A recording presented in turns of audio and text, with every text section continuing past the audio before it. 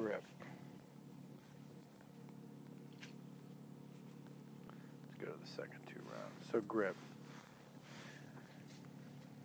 Okay, firing thumb is high and neutral.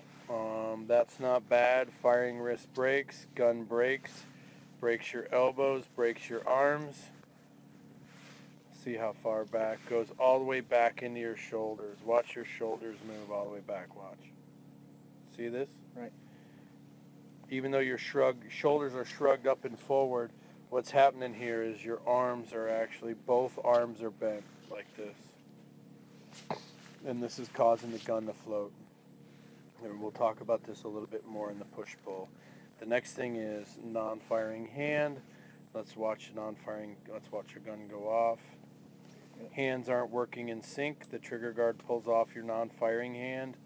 And I think what's happening here is, see how the gun's moving under your non-firing hand? Right. More grip pressure with the non-firing hand will help that. Next thing is, if I mark your non-firing hand, see how your non-firing wrist is breaking? Right.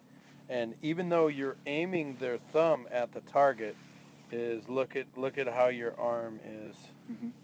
Right? I need you to point your thumb at the TV. See how your arm is completely straight? Right. That's going to keep that gun from moving. Okay. Right? And this is going to be the biggest thing for you, is the push-pull. So I need you to push away, back top of the gun with the firing hand, pull with the non-firing hand. As the thumb is up and forward, what it's going to do, lock that arm. There you go. What it's going to do is lock your arms. Once it's all locked up, what's going to happen is the gun is going to cease to move. And at the same time, when the gun goes off, the front sight will come back up. It'll settle back to exactly where it was. So if the gun doesn't move and it always goes back to where it is, you're going to see your sights longer than you ever have in your life. And you're going to say at the end of the day, like, man, I've never seen my sights that much before. And it's because the gun isn't moving. Your eye doesn't have to search out the gun. As your arms are bent, the gun's going to go off. It could go high, it could go low, it could go a little left, right? So the gun moves, which is going to make your group bigger. Right. Right? And once you lock it up, the gun doesn't move. Guess how big your group will be? It'll shrink.